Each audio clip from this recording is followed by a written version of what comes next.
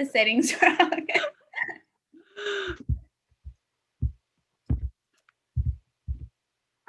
Yay. It's a fun time for us to learn how to use Zoom. Yeah. All right. Hello from Los Angeles. Hi. So I think we're people are stopped coming in the group. So I think we might be able to get started. Hope everyone's saying hi in the chat. Yeah. All right. So hello to everyone who's here. My name is Kate. I am a TikToker from @KatesBooks. I talk about books online. And I just want to thank you all for coming and joining us for the November-December Teen Book Club brought to you by Sourcebooks and Baker and Taylor. I'm thrilled to be here with Alicia Jasinska, the author of The Dark Tide. She's joining us from Australia. And before we begin our discussion, I just have a few things I want to make sure you're aware of.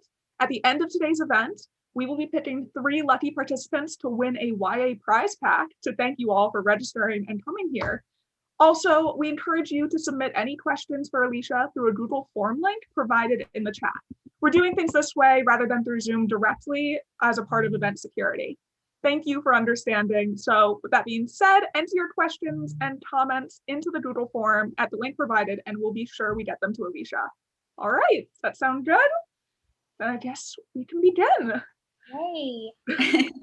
So if you guys don't know Alicia, she's a library technician and an aerialist in her spare time. She hails from Sydney, Australia, and The Dark Tide is her debut novel. So hi, Alicia. Thank you so much, and it's so great to see you tonight. Thank you for having me. And hello, everyone. Thank you for joining. All right, so we're going to start with some questions that were submitted in advance from some of the participating libraries.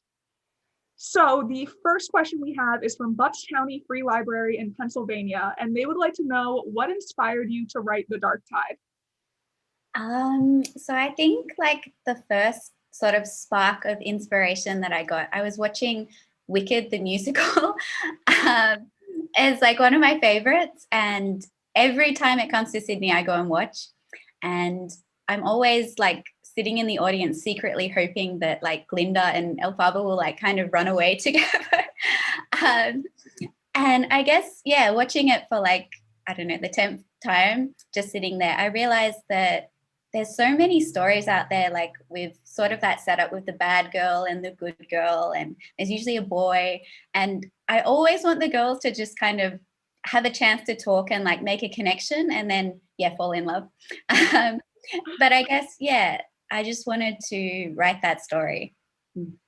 That's amazing. I love it. Wicked is such a great show, and I completely agree with wanting Elphaba and Glinda to run away. Yes. Just completely agree.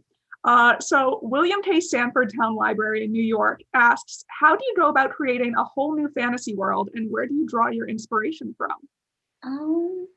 So I think everywhere, everywhere. Fairy tales, folk tales, real places I've been, where I live. I like to have sort of like a real world place, like as a base kind of. I really love like creating like magic things and incorporating magic into the setting. So it's nice to have like a base to fall back on for, I guess, like the boring kind of stuff, like, oh, what do people eat here and that kind of thing. I'm not great at coming up with like trade and like all the nitty gritty kind of details. So I have like a real place as a base, and then I kind of build on top of that. For The Dark Tide, obviously Venice was a big inspiration. I went on a trip with my sister and a friend, and it's just like the most magical place. And then there's like Vineta, which is kind of like the Polish Venice, or the Polish Atlantis. It was this island that was kind of swallowed by the sea. So I incorporated a little bit of that into it. And then, yeah, I guess pulling things from my own background, like Lena's, like a sorry, I'm a bit nervous. So please forgive me if I get a bit, yeah. No worries, so am I. Yeah, so thinking about how all those different people ended up on the island, like, I guess I sort of thought about how my family ended up in Australia. So Lena's family is kind of a nod to my mum's family. Like my grandmother came here from Hong Kong with her background's British, Chinese. And then Ava and the witches are sort of like a nod to my Polish grandparents who came to Australia as refugees after the war. So yeah, inspiration like from everywhere, and it kind of just builds into this thing in my head and then comes out on the page. That's amazing. I love that. Did it require a lot of research for you to do that? A little bit, but yeah, I made up a lot of it. I think that's the beauty of like writing fantasy, because you have so much freedom. Yeah, completely. So our next question is from DeForest Area Public Library. And their question is, what was the easiest or most challenging part about writing the book?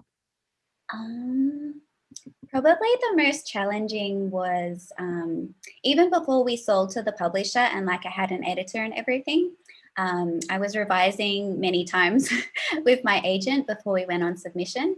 And one of the big changes she sort of suggested that we make was cutting an entire character's point of view.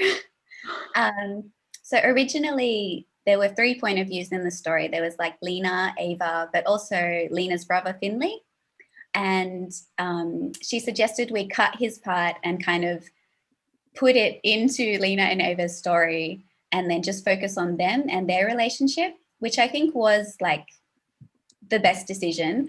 But man, it was so hard trying to incorporate like everything, like all the world building I'd done in his plot and kind of put it into their story and make it seem seamless.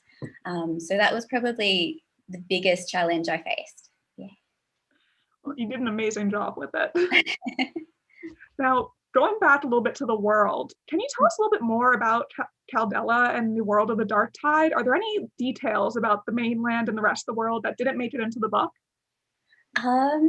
Yeah, in the first draft, I think there was a lot more about the mainland. There was kind of like another storyline in there about a boy who'd come to steal magic from the island, and then the cannibals on the mainland who ate witches to get magic. It was a bit complicated, and it's probably better that it was cut.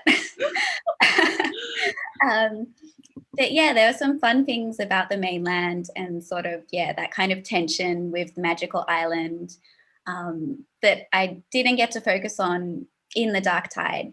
But if like I wrote a sequel or something, maybe I could expand on that. I don't know, maybe looking back at that first draft will be like horrifying and I'll be like, can't use any of this.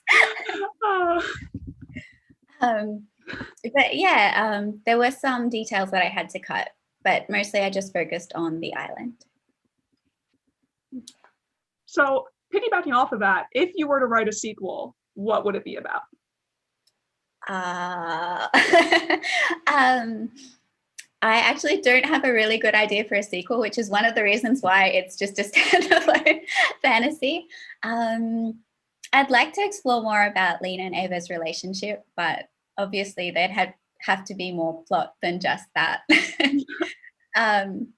But yeah, I'd like to explore sort of that tension between the mainland and the island and how one sort of has magic and one doesn't. And yeah, that sort of thing. Sounds amazing. So the Dark Tide features a diverse cast of characters and centers on an own voices queer love story. Can you talk a little bit about why that was important to you and the story you wanted to tell? Yeah. So it was, yeah, really important to me. Growing up, there weren't a lot of like fantasy books out there with queer characters, especially not as the main characters. So yeah, I really wanted to write a book where the main character was bisexual, and then other queer characters. And I wanted them, yeah, I didn't want the story to focus so much on them being queer. I wanted them to like just be queer characters who go on an adventure and have a romance and basically get to experience everything that like straight main characters get to do in all the books that I loved growing up. I guess that's one of the reasons I kind of chose to write a bit of a retelling, because I wanted to take a familiar story that everyone sort of knows, but then because the characters happen to be queer, they have a they like things have they can have a different ending just because of that. That's great. Now, talking a little bit about it being a retelling, maybe some people in the audience aren't that familiar with the story that this is a retelling of. Can you talk a little bit about how you decided to interpret it? Yeah, so it's a very loose retelling of the Ballad of Tamlin, which is a story about a girl who saves the boy she likes from a wicked fairy queen. So they're not fairies in the Dark Tide, probably because I actually think witches are a bit cooler than fairies. I'm probably going to get hate for that, but so yeah, I changed that. And yeah, the Ballad of Tamlin, it's quite short, and there's not a lot of detail. And I was always really curious, I guess, about why the fairy queen had to take this boy and sacrifice him. So I wanted to kind of, yeah, explore that in my story and sort of give her point of view. I really love like exploring like the villain's point of view. They're usually really interesting characters. Yeah, so that was sort of why I chose the Ballad of Tamlin. That's great. The villains are always my favorite characters in any book or movie. They're just always so fascinating. But are there any other myths or fairy tales that you would like to see retold with queer characters? Thank you. Someone's agreeing that witches are definitely cooler than fairies. I feel validated now. What was the question? Sorry. No worries. Any myths or fairy tales that you would like to see with LGBTQ plus characters? Yes. I watched a Chinese drama recently which was a retelling in itself of The Legend of the White Snake. I think there's some movies about the story as well. But yeah, there's two characters like, now I'm going to have to try and explain it. But it's like two snakes who have cultivated their power to become human. So they're kind of, and yeah, but there's two snakes that I'm explaining this so badly. Everyone just Wikipedia like The Legend of the White Snake. But yeah, I'd really love a retelling where like the green snake and the white snake fall in love rather than like the white snake falling for the guy. Again, it's just me liking the two girl characters more than the guy character. I think that's just very relatable, though. Yeah, but if someone could write that retelling for me, I would love to read it. Yeah, please. Well, in the book, we get both Lena and Ava's perspectives. Why did you decide to tell the story from both of their points of views? I think it's a little to do with like when I'm writing, I kind of see the story like in my head playing as like a movie. And then I guess I'm just like describing what's happening. And yeah, I guess with TV shows and movies, you do get to see more than one character's point of view. And yeah, I think I would find it really hard to write just from one point of view.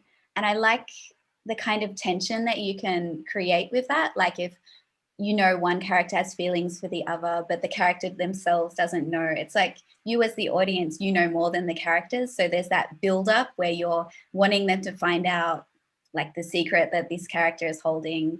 I just really like playing with that kind of thing. That's great. Now, is there a character between the two of them that you relate to the most? I think I relate to both of them. Again, when I'm writing, like in order to get into a character's head, usually I like to give them something that we have in common. Otherwise, I find it hard to get the voice. So yeah, with Lena, she ended up with like my anxiety and my OCD. I'm sorry, but my love of like stories and that kind of thing. So that's how I relate to her and get into her head. And with Ava, I think she ended up with like my depression. I think like the really bad parts of me. I feel really bad now. But also like she kind of hates people and she's not very sociable, and that's a little bit of me as well. Like neither of the characters is me, but yeah, there's little parts that I gave them. So I think I relate to them like equally. That's great. I also love that you kind of do give them some like the anxiety and the depression, because that's something that everyone else can relate to really well. Yeah. And it's so nice to see. All right. So kind of piggybacking off of that, is there one character that you found a little bit easier to write or one that was particularly challenging to write? Sometimes Lena was a bit of a challenge because I'm not a very romantic person and she's kind of like love and yeah. So that was a bit of a challenge.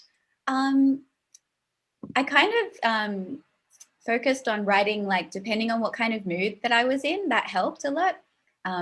Yeah, so when I was like in a bit more depressive mood, it was easier to write Ava's point of view. And when I was like in a happier kind of bubbly mood, it was easier to write Lena's point of view. That probably sounds really weird, but it works for me. Makes perfect sense. Now, are there any inspirations or perhaps some authors that you looked up to while you were writing even now? So growing up, I really loved Tamora Pierce series, like the Alana series, all of that. Like she's such a prolific writer as well. Like there's so many different worlds and like the Total series and then Dane and then yeah, I'd love to be able to write that much. So I do look up to her. And I love Laini Taylor, like yes, Strange the Dreamer, Daughter of Smoke and Bone. Like her writing is amazing. Like I could eat it with a spoon. Like it's just so well put together. And like Naomi Novik, like I really love her writing as well. What she does with like Spinning Silver, there were so many point of views, but like first person, and they all had a distinct voice. Like her craft is like, yeah. If I could even like become a little bit of that talent, like, yeah. So I really look up to them. Well, did you always want to be a writer? Was that always a goal of yours, or was it a new goal? As far back as I can remember, it's been like the dream. My mom kept this book when we were little. Like she'd ask us every year, like, what do you want to be when you grow up? And like she'd write it down. And every year without fail, like for me, it's like writer. Even if I wanted to be something else at the same time, like fireman plus writer, it would always be plus writer in there. So that's like always been the dream. And now, since this is your debut novel, were there any aspects of the publishing process that surprised you? How slow everything is. Yeah, like I saw people saying everything happens at once, or there's like it's really slow, and like yeah, until I experienced it myself, I didn't really understand that. But yeah, it's so up and down. Like everything will be happening in 1 week. Like this will be due. You'll have this event, and then other weeks it's just like silence, and it's like, oh, you have to wait like for things to come in. And yeah, even from the beginning, like with getting a book deal, I wanted to be that person who was like, I got a big deal in a week, but like it didn't happen like that. So yeah, I had to learn a lot of patience, I guess. Yeah. Well, is there any advice that you would give to any aspiring authors out there? Yes, learn patience. But also, yeah, just be kind to yourself. Like if things aren't happening, I know I'm very impatient. So if things aren't happening as fast as you'd like them to be, or like if the words aren't coming, like beating yourself up about it isn't going to help. Like it doesn't make you feel any better, and it doesn't make things happen faster. So yeah, your mental health like is very important. And I find that when I'm writing, like if I'm in a good place mentally, like the words come faster. So yeah, be kind to yourself, take care of yourself. Like your health is the most important thing. I think that's a really important thing for people to know, especially right now. That's so important for people to internalize that message. Yeah, especially this year. Like if you didn't get as much writing done this year, I know I didn't, please forgive yourself. Like this is like, yeah, just getting through, surviving this year is like amazing. That's enough. Yeah, people deserve an award just for making it through 2020. Exactly, yeah. Well, can you tell us a little bit about what you're working on next? I don't know if I'm allowed to say. Okay, I can probably say a little bit. So it's a brand new standalone fantasy, queer, of course. It's not connected to the Dark Tide. There's like some little Easter eggs in there that I kind of connect in my head. I don't know if anyone will get it. But yeah, it's a brand new fantasy inspired by like Polish folklore in a like winter kind of world. And I guess with the Dark Tide, it was sort of like a hero-villain romance. And this one is just a villain-villain romance. So yeah, I had a lot of fun with it. I'm having a lot of fun writing it. Yeah, I hope people will like it. That sounds amazing. You had me hooked on villain romance right there. I need to pick this up now. So speaking of romance in books, are there any other queer books that you really love? Two came out this year that I absolutely loved. The Midnight Lie, like, oh my God, so good. I've read it like 3 times. And Girl, Serpent, Fawn. I love that one. So good. Did I say that wrong? Is it Girl, Fawn, Serpent? No, Girl, it's the other way around. Yeah. Oh, good. Yeah, I loved those 2 this year. Those were probably, yeah. Oh, and Queen of Coin and Whispers. I really enjoyed that one as well. And then before we head over to some of the audience questions, what is a question that you wish you were asked more in events and interviews? Oh, that's a really hard question. I guess like just what you just asked. I really love when I'm watching author events, like hearing what they're reading and what they've enjoyed. Makes me want to pick up more books. Well, I'm curious, what's your favorite book? Favorite of all time? Hard. Probably Jonathan Strange and Mr. Norrell. It's that really large one by Susanna Clark. It's a little bit old now, I think, maybe 10 years old, but I love it. It's like amazing. Like I know it took her like 10 years to write as well. And also The Night Circus. They're probably Ty's my favorites. Yeah. Love The Night Circus. Yeah. The aesthetic is just so good. All right, so we got some audience questions now for everyone who's watching. If you want to ask any questions, you can go ahead. There is the link in the chat. Just send them into the Doodle form, and then they'll be sent over to me. So we already got a few, so we're gonna go in. So Grace C asks, now that it's published, is there anything you wish you could change in the characters, plot, or setting of The Dark Tide? Oh no. I guess like because I had to cut Finley's point of view, like he had a whole sort of storyline with Yara, and I would have loved to have been able to include that in there. And yeah, I guess a little bit more about Marcin as well. Like I like my villain, so I would have liked to give him a little bit more screen time, I guess. But yeah, it's awful looking back at like the published book and you're like, oh, I should have changed that. Like I try not to think about that too much. Yeah. I just know like that has to be so hard to look back and then find something and be like, oh no. Yeah, I feel like you improve like your writing as well with each book. So looking back at earlier work is a little bit painful.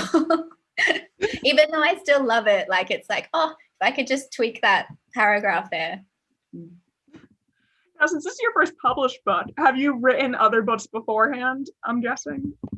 Yeah, so I have some very terrible books that are not published. That's probably for the best. Like I love them. Like looking back though, I'm like, I can definitely see improvement. So that's a good thing. Yeah. All right. So from Anna, she asks, any tips and tricks for being a writer? Oh, tips and tricks. Recently, I've been drafting like by hand because I find that I do get into a headspace where I edit too much and that slows me down, especially on a computer where I can go back and kind of backspace and then like tweak things for ages. Like I'm finding going by hand, it forces me to just get the words out. So that's one. And also, I guess, writing sprints. Yeah, just sitting down for a short time and not just yeah, it helps just get those words out faster. I'm curious, what's your writing process? Do you plan every detail, or is it just completely pantsing it? I outline so much. My outlines are like half a book in length. I need to know like exactly where the story is going before I can get started. I need to know like all the beats, all the plot twists, the ending. Yeah, so it's a bit frustrating sometimes because I am brainstorming so much. It feels like I'm not getting those words down. But yeah, it does mean that when I do draft, I sort of have a path to follow, and I think that does make it quicker for me as well. Now, have you ever had any challenges balancing writing while also working? And now you're possibly working on other novels while also promoting this one and working. Were there any challenges in that? I'm very tired all the time. I can imagine. Yeah, so I usually try to write after work or like brainstorm in the car on the way to work, on the weekends. I have the notes in my phone and that's just full of like everything. Sometimes I write in my lunch break as well. Yeah, it is a struggle to kind of balance that sort of thing. Yeah. Has to be hard. I can't even imagine. It's worth it though. Like it's definitely worth it for me anyway.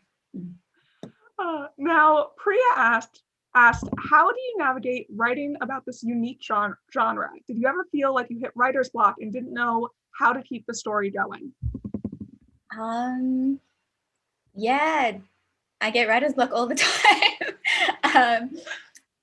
Yeah, especially like, I guess, yeah, it helps to have that outline there. Definitely with the brainstorming is probably where I get stuck. Once I have that outline all there, then yeah, I can write the story straight through. But yeah, I'll have to leave and work on a different story or go for a walk.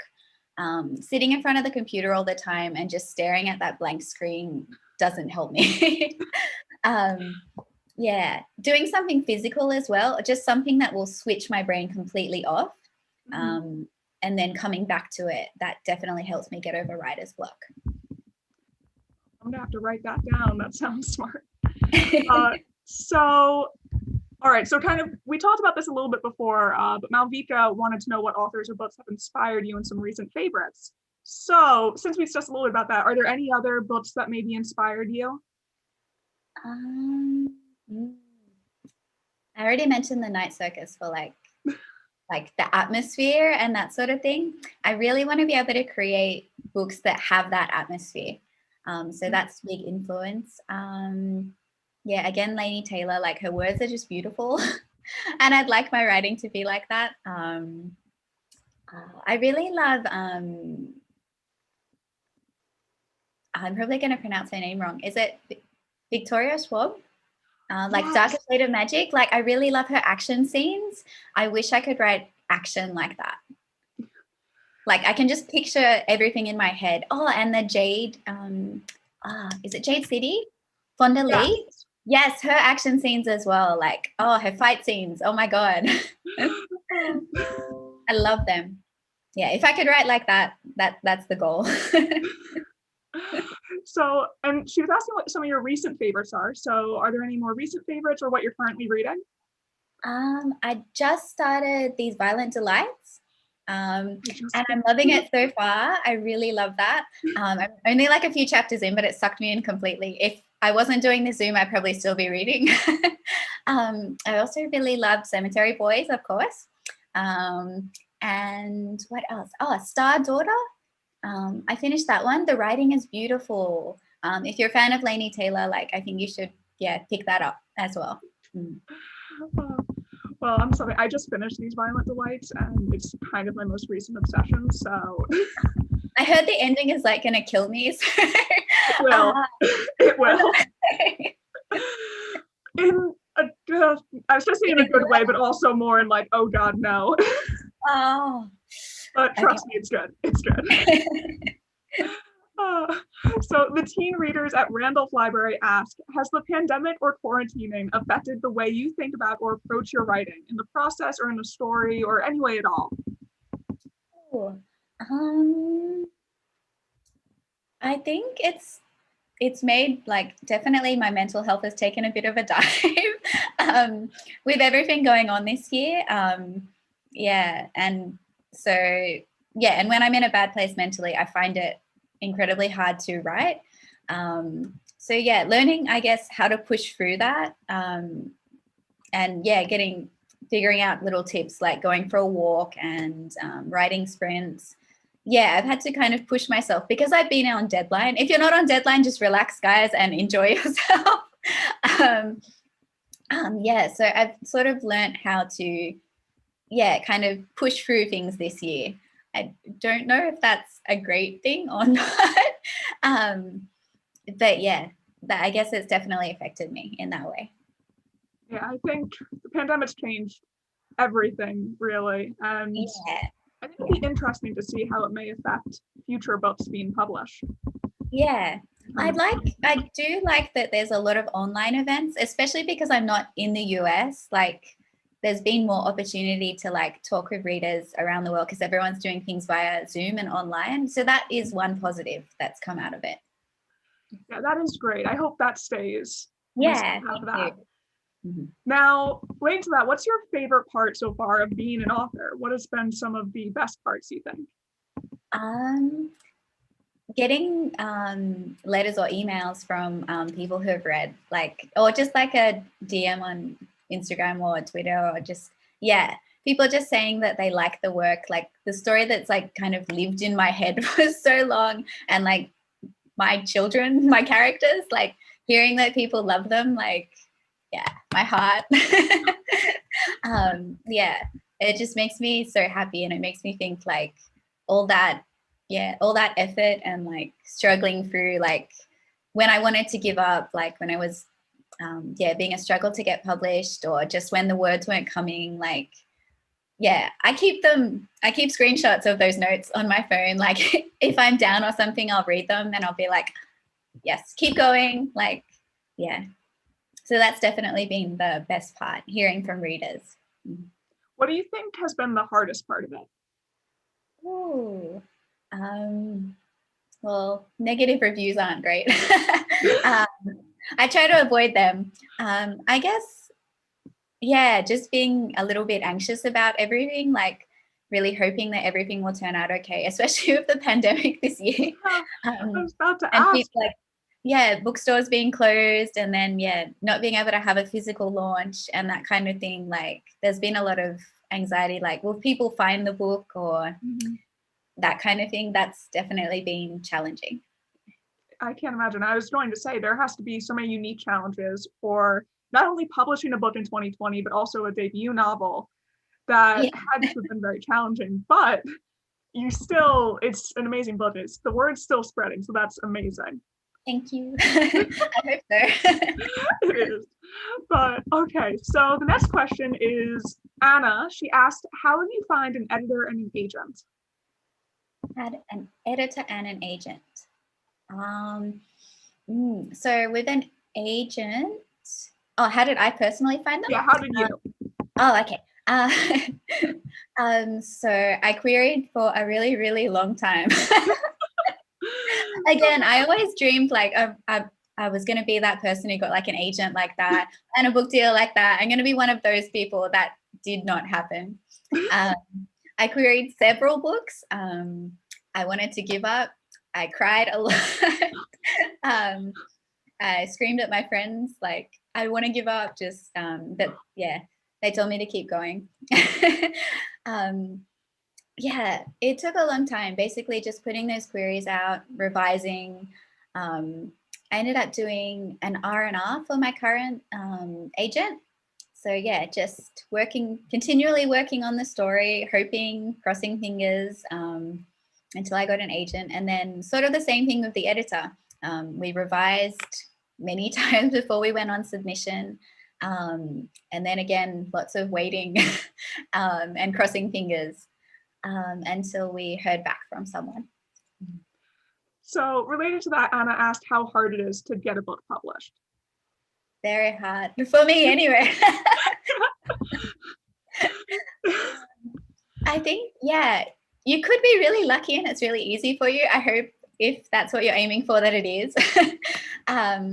But for me, it was a bit of a struggle. But yeah, I'm glad I hung in there because I got there eventually. Yay. We're all grateful you did. Yeah, so I think a lot of it does depend on luck and timing. If you have a book that an agent or an editor is looking for at that time. And yeah, what's going on in the world helps as well. Like if there's not a pandemic, maybe people are in a good place and more likely to buy your book. Yes, a lot of it comes down to luck and just persevering. Like keep putting yourself out there. Don't write yourself off. Keep sending those queries. Yeah, hang in there. So the next question we have is from Sophie, and Sophie actually just said that she would love a prequel that tells the backstory. Have you ever thought about maybe writing that? No, I hadn't. No, that's a cool idea. So like about the witches and like how they came to the island and everything, that would be really cool.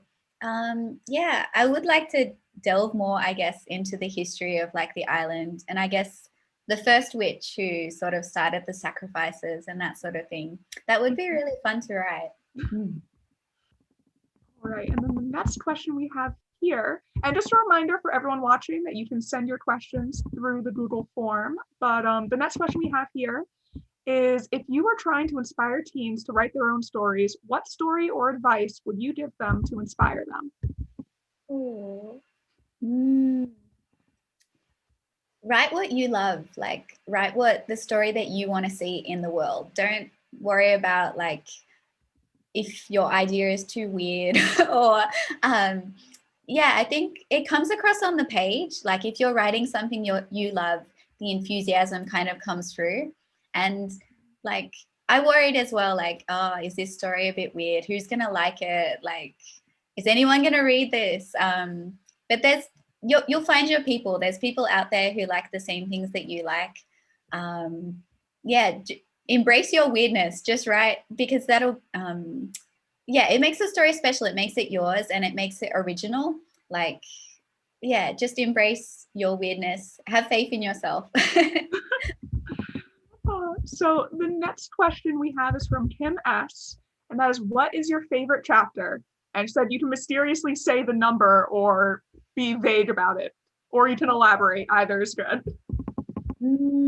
That's really hard.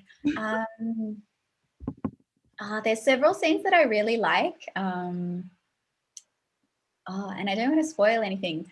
Can I spoil things? Has everyone read the book? What's the verdict there? Are we allowed to go into details? So vaguely, I really do love sort of the climax scene with Lena and Ava. I don't know if I should say more in case anyone hasn't read it. We got light spoilers are okay. Oh no, that's really hard. I'm trying to count back in my head. It would be like Wait, I have the book here. The third last scene. Do I have to look it up? All right, hold on. I got the book. Let's see. Which scene? Okay. I think it's the third last scene, probably. Oh, maybe chapter 33? Or wait, maybe. Last scene? Yeah, so like chapter 33, I think. I think it's chapter 33. I think, yeah. Like the ending was always in my head and that scene has always been pictured really strongly. So that's one of my favorites. And also, I guess the kiss scene is my favorite as well.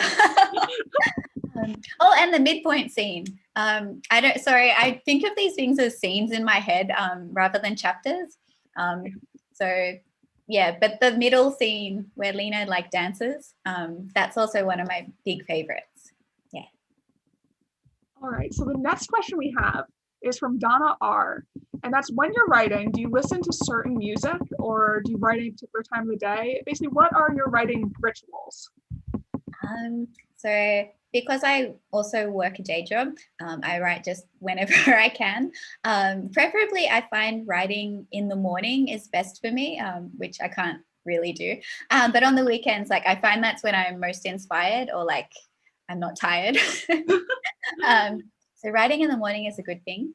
And also I make playlists always. It's usually just songs that I relate to like specific characters or kind of sets the mood.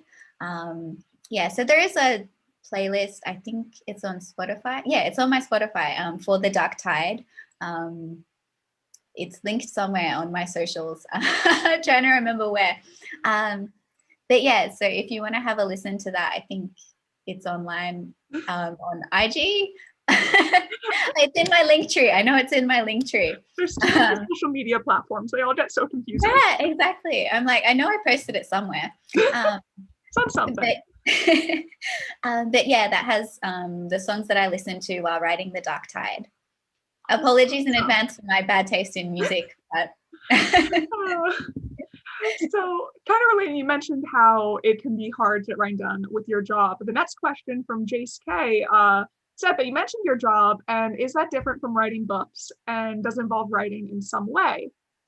So I'm a library tech. I work in the library, so yeah, not a lot of writing, but I'm surrounded by books, other people's books, which is nice.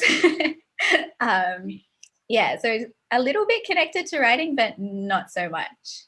Yeah. Still book related. Yeah, exactly. Yeah.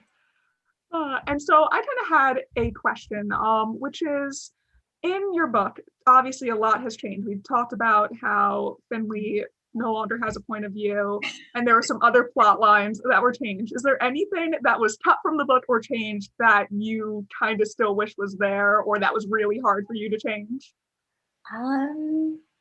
Yeah, probably again the big thing is like a little bit more of Finley's story and Yara, because I really liked them together, and I had to sort of I had to cut that, and like because Yara was mostly in Finley's point of view, she doesn't get as much like page time.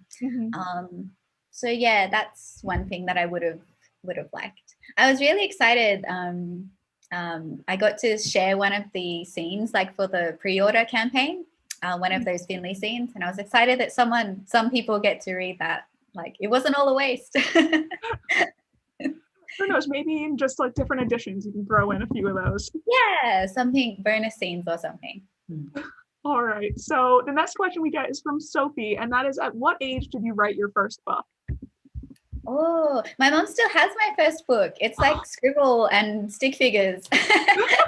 It's all stapled together, and I think I was maybe like 5 or 6. So yeah, I wanted to write it for a really long time. But I think like the first, I guess, proper story, like book length thing I sort of typed out on the computer, I would have been like maybe 11 or 12. That was sort of the first big story I wrote. Oh, that was really weird. I'm not going to. What was it about? It was about Nazis. And people in Poland, because I'd just gone back there for a visit, and my dad took me to like the German camps and everything. It was a really depressing story, and I think it was kind of my way of like dealing with all of that. Yeah. So I guess, writing has always been for me as well a way of kind of dealing with things that I'm going through. Yeah. Oh no, I think the screen has frozen a little bit. Okay. Are you okay? Oh, good. Oh no. Are you good? Oh, okay, we're back.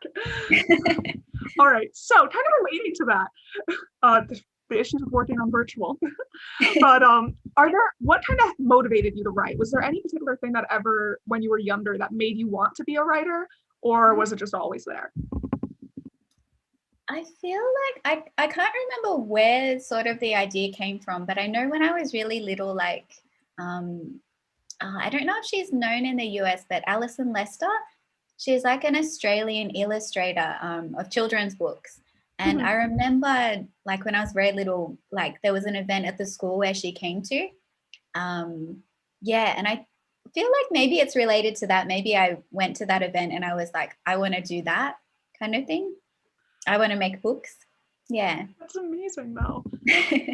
So what do you use to motivate you when you're in a bit of like writing slumps and struggling? Deadlines. No. Deadlines do work wonders. Yeah, I'm like, I have legal obligations now. I can't fail. Contracts and repercussions. But I do have like a really good friend who she kind of, I give her chunks of my work as I'm going like the first act or so, and then she'll give me feedback. And it's kind of, I guess, like having a cheerleader there sort of throughout the process. So it's always like, oh, hey, where's the next chunk? I really want to read. Like, and just hearing someone say that they like the story and they want to read more, it's motivating. So yeah, thank you, Ollie, if she's watching. Everyone needs friends like that. That's so great. Yeah, exactly. All right, now we have a question from Anna about the cover. So for anyone who doesn't have their copy of the book, here's the cover. Do you like it? And what was the process like? Did you have any say in it? I absolutely love the cover, and I had absolutely no say in it whatsoever. I feel like unless you're like a big name author, I guess, or you have some power, you don't get much of a say in your cover design. So I was really, really lucky that I loved mine. Yeah, I guess I was just crossing my fingers. I had no idea like whether it was going to be like an illustrated cover or like how it turned out or the text would be prominent. I was just kind of crossing my fingers for something witchy and good. I think you definitely got that. Yeah, and then I think, I'm pretty sure it was like the middle of the night because of the time difference. My agent was like, look at your cover, it's in your inbox. And it was like 2 a.m. But yeah, when I saw it, I was like, oh, it's perfect. Like it has the moons and like the tide and so many of the design features, like Sourcebooks did like an amazing job. Even just like if you look at the cover, not the cover, like the little chapter and how the moon becomes full throughout the book, it's like my favorite thing. It's absolutely stunning. So now I'm curious. The designers did such an amazing job. Like all credit to them. Oh yeah, it's gorgeous. So what are some of your favorite book covers, or maybe your favorite style of covers? Oh, I'm trying to think now.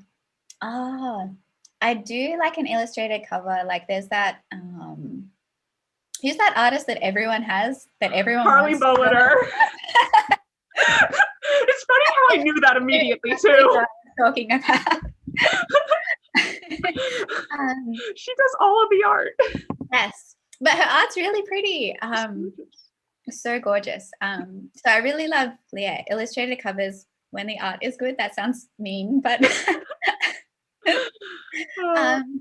but I do like covers that aren't illustrated because I feel like they have they appeal to a broader audience sometimes.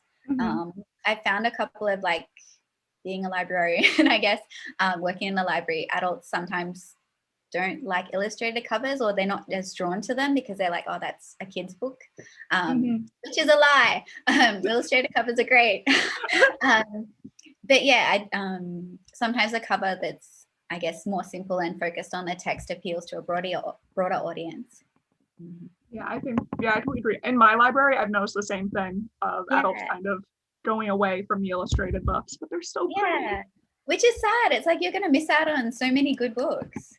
So many beautiful illustrated books out there. Yeah. All right, so the next question we have is from Jane, and that is, what is the most appealing thing to you about witches? Ooh. Magic. I don't know, the aesthetic. Like, I've always loved witches. Like, yeah, I don't know why, because I feel like they can be good and bad, but also like some of them have that goth aesthetic as well, which I love. Yeah, I don't know why. I just think they're really cool. Witches are so fun. Yeah, they're just fun. Yeah, I don't actually know why. I've just always loved them. Anything to do with witches, like since I was a kid, it's like automatically I will read that book, that story. I'll just love it. Now, related to that, what's your favorite like fantasy creature or species? Ooh. Do witches count? Because they're kind of human. Let's count witches. Sometimes. Yeah. I really love like monsters, like from folklore and that sort of thing, depending on like the culture and that sort of thing. Polish folklore, yeah, because I'm working on that book at the moment. Like we have some really cool monsters, so I really love that. All right, and the next question, so this is from Kate, and she asks if you can talk a little bit about the difference between Australian and United States book markets. Do the readers want different things, and is the publishing process any different?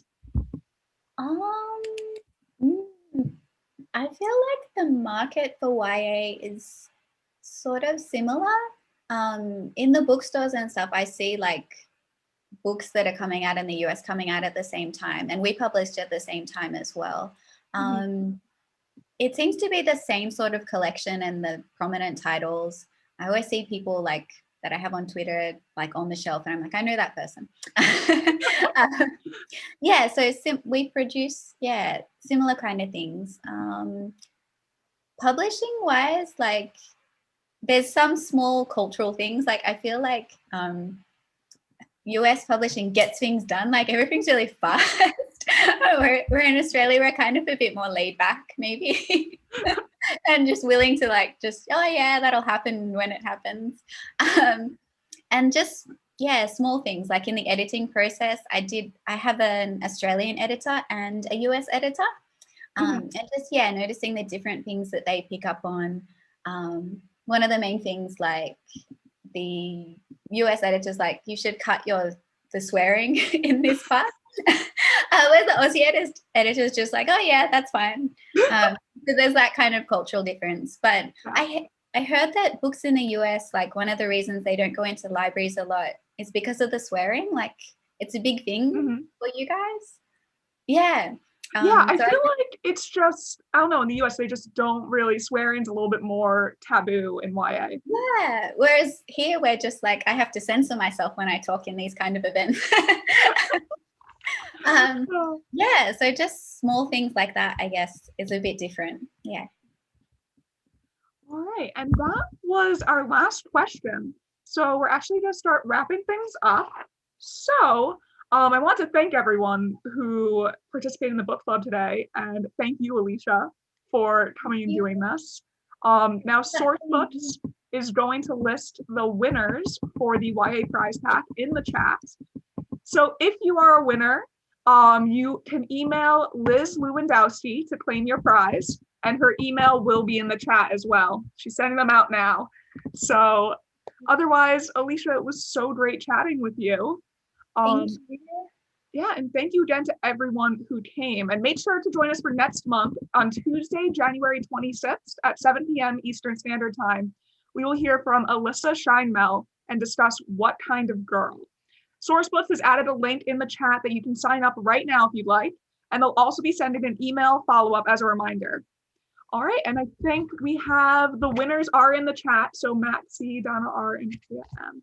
So yes, thank you all for coming, and I hope you all have a great rest of your evening.